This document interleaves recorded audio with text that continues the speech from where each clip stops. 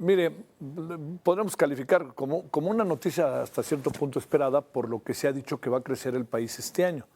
Hay quien habla de cero, hay quien habla de 0,2 Banco de México, hay quien habla de 0,4 la OCDE, en fin. Entonces, ¿por qué es importante tener esto en nuestro radar? Porque esto significa que es el crecimiento país, ¿no? Lo que crece el país en un año. Si no crecemos, pues el consumo, salarios, toda una serie de cosas, pues naturalmente se ven afectados. Y hay muchas variables que están interviniendo. Algunas vienen del pasado, reciente, no le echen la culpa ahí al año 2000, y otras vienen directamente de lo que tiene que ver con la serie de problemas que estamos enfrentando. Por ejemplo, el tema de los aranceles que le decía. La Organización para la Cooperación y el Desarrollo Económico, por sus siglas es OCDE, apunta que México registrará este año el menor crecimiento de América Latina con solo una expansión de 0,4%. En su informe Perspectivas Económicas del segundo trimestre, la OCDE advierte que esto se debe principalmente a los aranceles que ha impuesto Estados Unidos. Bueno, no solo es la OCDE, también especialistas del sector privado han anticipado un estancamiento en el desempeño de la economía mexicana para este primer año del gobierno de la presidenta Claudia Sheinbaum Pardo. Esto es según la encuesta, como ya le decía hace un ratito, realizada por el Banco de México. De acuerdo con 48 expertos, se prevé que el Producto Interno Bruto, el crecimiento de México, alcanzará un avance de 0,18%, un pronóstico que incorpora 12 recortes mensuales consecutivos. En eso hemos andado. A ver, el último periodo, 2024, ahí se registró un incremento de 4,2% tasa anual en la economía informal, según el Instituto Nacional de Estadística y Geografía, el INEGI. Los estados que más tuvieron comercio informal fueron Sinaloa, tiene cierta lógica, Guerrero, tiene cierta lógica, Zacatecas, Tamaulipas y Oaxaca. Mire, son estados que los rodea el problema de la violencia. Bueno, Arturo Huerta es doctor en Economía por la Universidad Nacional Autónoma de México. Arturo, con el gusto de siempre te saludo. Gracias por tu tiempo. ¿Cómo has estado?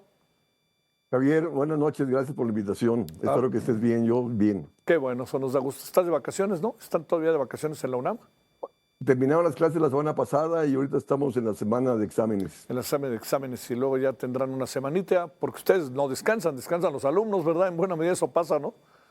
Así es, sí. Las vacaciones en la UNAM son hasta julio. Sale. Oye, a ver, te planteo, Arturo, ¿cómo ves las cosas? 0,2 Banco de México, 0,4 la OCDE, el problema hoy del 50% de los aranceles que aventó Trump, el tema de que se reducen las remesas, un crecimiento formal, real de la economía informal. Adelantamos todo lo que te voy a decir, no vamos a acabar nunca, ¿verdad? Pero también el famoso tema de que se va a empezar a discutir el TEMEC en septiembre. A ver, una revisión, pero sobre todo en este énfasis de los crecimientos. Mira, estamos viendo cómo los pronósticos están cada 3 meses yéndose a la baja. La OECD había dicho en diciembre que las perspectivas de la economía mexicana para el 2025 iba a ser un crecimiento de 1,2%. Y el día de hoy señala que baja los pronósticos al 0,4%. El Banco de México la semana pasada, también ellos 3 meses antes habían dicho que íbamos a crecer al 0,6%. Y la semana pasada nos dijeron que vamos a crecer al 0,1%, ¿no? Entonces así vamos a ir trimestre tras trimestre con perspectivas cada vez más hacia abajo. Y esto, o sea, ¿por qué la OECD coloca a México como la mayor caída para el 2025? Porque México es la economía más abierta de América Latina. O sea, las exportaciones representan alrededor del 40% del Producto Interno Bruto y el 80% de ellas va a Estados Unidos. Entonces, hay una desaceleración de la actividad económica de Estados Unidos sumado a los aranceles que van a frenar las exportaciones que México realiza a tal país. Y entonces, en consecuencia, de ahí que vamos a ser los más afectados.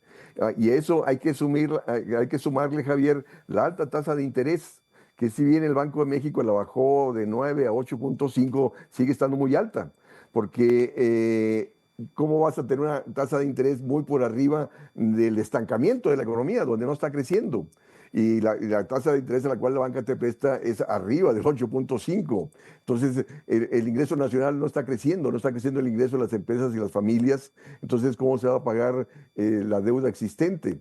Entonces están disminuyendo consumo e inversión para poder pagar la deuda y esto viene a contraer más la actividad económica.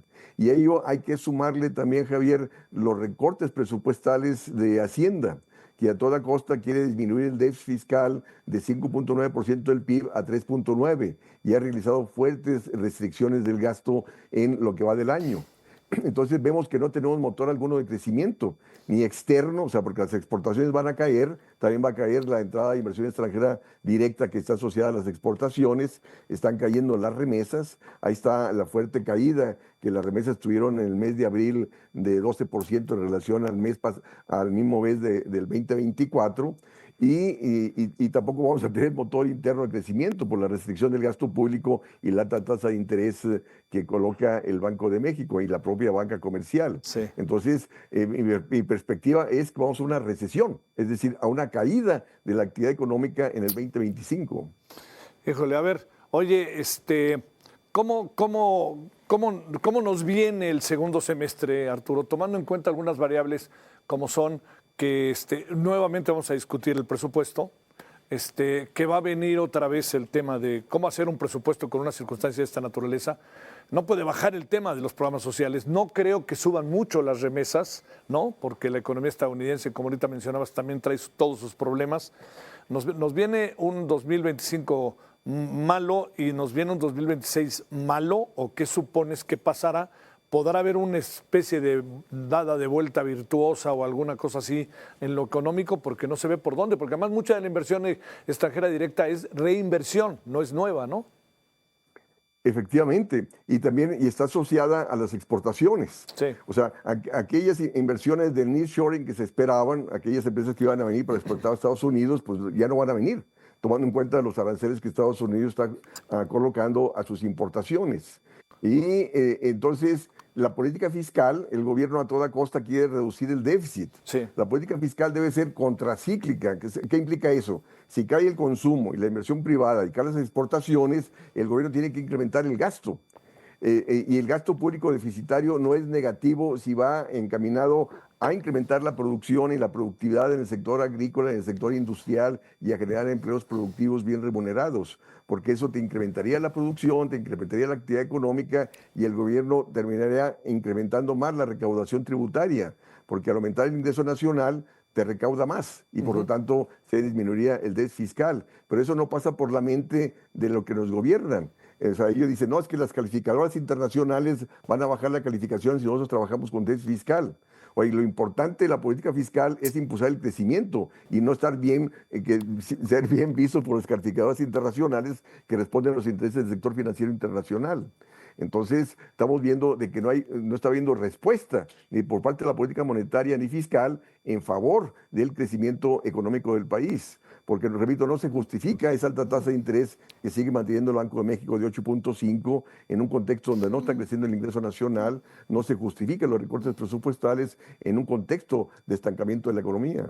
¿La elección del domingo pesa en todo esto en términos del ánimo de inversión o de crecimiento o este tipo de cosas? Hablo de toda esta renovación del Poder Judicial. ¿Son factores anímicos que pesan o no? ¿Realmente ya van por otra vía? Mira, mucho se menciona al respecto de que la reforma judicial pasa a desestimular las inversiones. La inversión está en función de la ganancia. Sí. En función de las expectativas de crecimiento económico. Claro. Entonces, el gobierno tiene que incrementar el gasto para incrementar la demanda y así generar expectativas de crecimiento y rentabilidad para incrementar la inversión privada. ¿No? O sea, es más una cuestión ideológica el decir que la reforma del Poder Judicial va a afectar el crecimiento económico. No. Lo que está afectando el crecimiento económico es la política neoliberal predominante de alta tasa de interés, de recortes presupuestales, que son los que están frenando la demanda y por lo tanto frenan la inversión pública y privada y de ahí, repito, el estancamiento y la recesión a la cual vamos. ¿Lanzas un pronóstico de lo que al final, con todas estas variables de por medio, pudiera estar creciendo el país, pudiera cerrar el país el año 2025? Repito, va a cerrar en números negativos y el 2026 no se avisoran expectativas de crecimiento del 1%, como están señalando el Banco de México o la OECD, que contempla tener un crecimiento del 1% para el 2026. Mientras siga esta política de alta tasa de interés y austeridad fiscal, y mientras siga disminuyendo las remesas y la entrada de inversión extranjera directa, repito, no tenemos perspectiva alguna de crecimiento. Y la cuestión, Javier, es que no hay que depender de las variables externas, porque eso nos coloca en una situación de alta vulnerabilidad. Sí, sí. O sea, tenemos que generar condiciones internas de crecimiento, y para eso hay que incrementar el gasto público a favor de lo productivo, hay que bajar la tasa de interés para disminuir las presiones financieras sobre el sector público y sobre las empresas y familias. Oye, y no puedes dejar de entregar las políticas públicas, los programas sociales, ¿no? No puedes parar esa política que además pues, es tan rentable en términos de la sociedad misma, pero también de lo político, ¿no? Sí, pero la cuestión, Javier, es que estas políticas sociales están sacrificando el crecimiento de la inversión productiva. Entonces, de ahí que, repito, ¿y todo por qué? Porque quieren disminuir el déficit fiscal. Repito, el gobierno tiene el control de la moneda, tiene que recuperar el control de la moneda para financiarse con ella en favor de lo productivo, en favor de la creación Sí. de empleos. Sí, sí. Porque está aumentando, como ya lo señalaste, la economía informal, el subempleo, que no está remunerado, que no tiene prestaciones laborales. Y entonces la política fiscal debe responder a las necesidades de crecimiento económico, y más ahora en este contexto de estancamiento que la economía mexicana enfrenta, y no ser sujetos, repito, a ser bien vistos por las calificadoras internacionales para que no nos bajen el grado de inversión. Por favor, ellos no votaron por los gobiernos. Claro. El gobierno tiene que responder a las necesidades nacionales, Claro. y las necesidades nacionales son de crecimiento económico, empleo bien remunerado y mejor distribución del ingreso. Te mando un gran saludo, Arturo. Gracias por tu participación. Que tengas buena noche. Igualmente, Javier, muchas gracias. Saludos. Gracias por tu participación.